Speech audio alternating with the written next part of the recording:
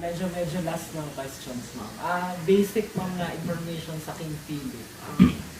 Ilang years na kayo nag-ooperate? 23 na. 23 na. And you have 8 trucks. Then, sino ang si King Philip?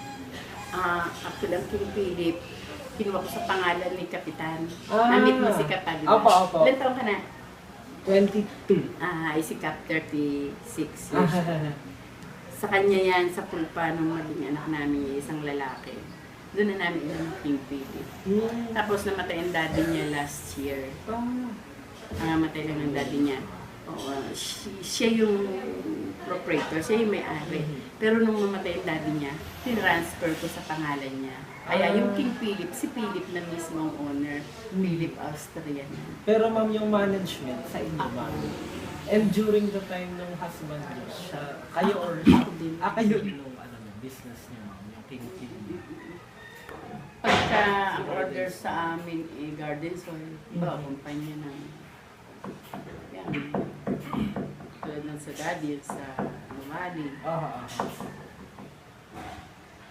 Pag sinabi niyang ganun doon, ganito doon sa lugar na yun, po namin yung mga address kung saan yung project niya sa Eldas Garden.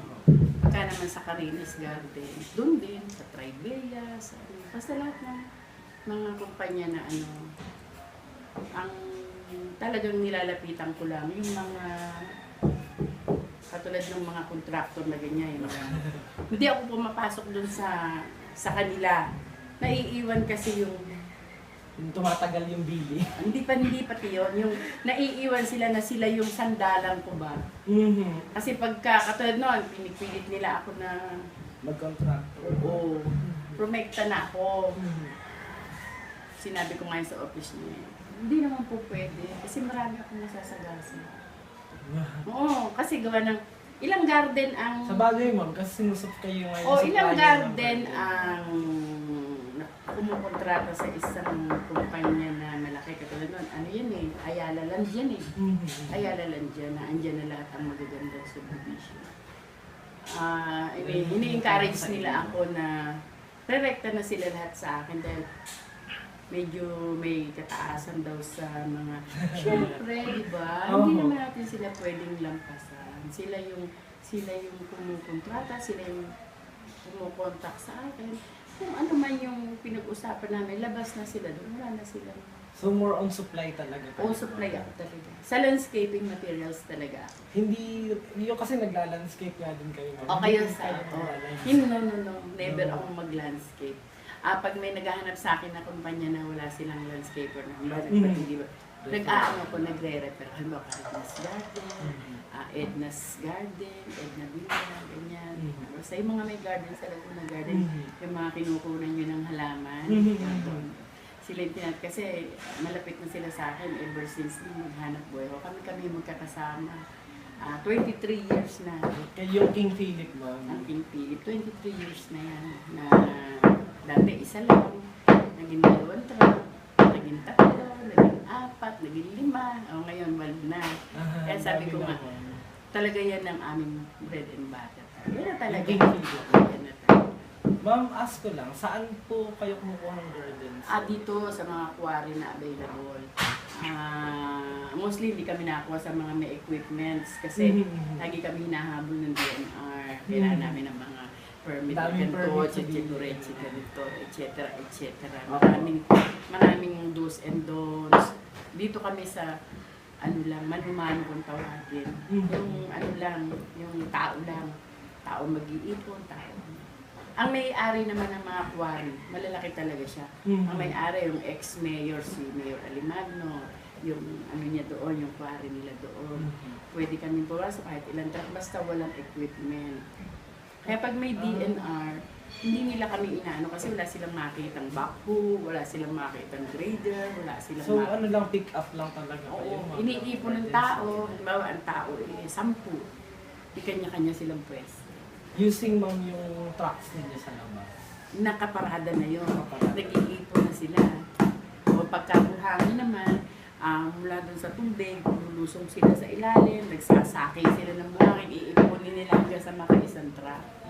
Ganon kahirap ang trabaho ng tao sa quarry namin. Hindi ka tulad sa mga quarry ng mga talagang equipment.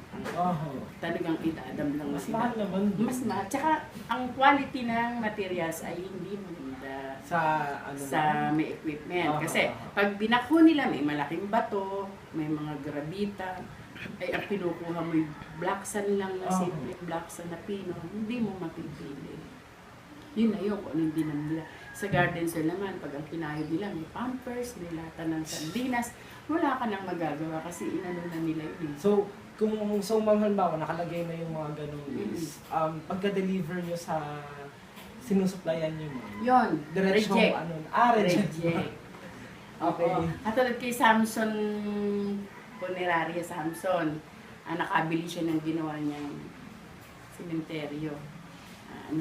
Nag-deliver kami. Kasi umayaw sila sa dump truck na kinukwari. Ang nakuha daw nila ata may 10 dump truck na basura. Eh sa amin, talagang piling-pili. Talagang wala akong nakakita ng basura. Okay, ma'am. Yan ang kagandahan ng sa amin na walang equipment. So, ma'am, ask ko lang, what if, paano ninyo natatanggal yung basura dun sa... Ano na yun? Ano yung process tao mo? yung tao na yung- nag-iipon, halimbawa, let's say, hahakot kami bukas, may ipon na sila. Inaano na nila yon. So, sila na, ma'am, yung bahala Nagpipili, dun sa... oo. Tapos, pag kahakot namin, bago kami bumalik uli, nakaipon na sila ng pinilian na. Okay, ma'am. O gano'n na nangyayari. Piling-pili talaga. Hindi talaga yung kakagahan ka ng may plastic. Hindi naman Mas nangyayari. maayos. Mas maayos talaga pag manumano ang tawag. Manumano yung tao-tao. So, ano, ma'am, yung nagiging problem ninyo regarding sa mga delivery or sa supply sa, ano nyo, sa company nyo? Sa amin, yung halimbawa sa sinuplayan namin, yung sobrang tagal ng payment. Yun. Ganun din, ma'am. Pero, mas sa matagal hanap yun kung buhay contractor naman, kayo. sa Mas hanap matagal buhay. yun kung contractor kayo. Alam mo kung anong mas maganda? Ano, ma'am? Matagal, naiipon mo, halimbawa, ilang kumpanya yon, naipon mo, okay lang pag sisingil mo, halimbawa, nagsabay-sabay. Sabi nga ni dati yung ganun, one day billion. Ang risk One day is millionaire. kung paano ka ano ng puhunan. Kaya sa amin, kailangan gagawa ka na ng paraan. Ma'am, dun sa mga delivery ng garden soil, so yung nagiging problem nyo, halimbawa, yung ngayong maulan, wala kayong delivery. Pero yung bato, greenstone, riverstone, meron kahit naulan. As long as mapapasok mo, kasi mas makakapasok ka sa mga, kasi mabato yun hindi ka mababalaw doon, hindi ka tulad ng garden center, lumulubog talaga ang gulong na. Ang kuha namin ng greenstone ay sa Angono. Rizal, ma'am. Oo, ang kuha na namin ng river boulder is sa inyo, sa Quezon at saka sa Pagsanghan. Na kahit saan kami basta may batong makuha. Yan ang more na dati, nakuha ko ng monolith stone sa Rizal. Hindi ko na ngayon ginagawa kasi hinaharang na kami ngayon ng kasi bawal na ilabas yung malalaking sizes ng bato.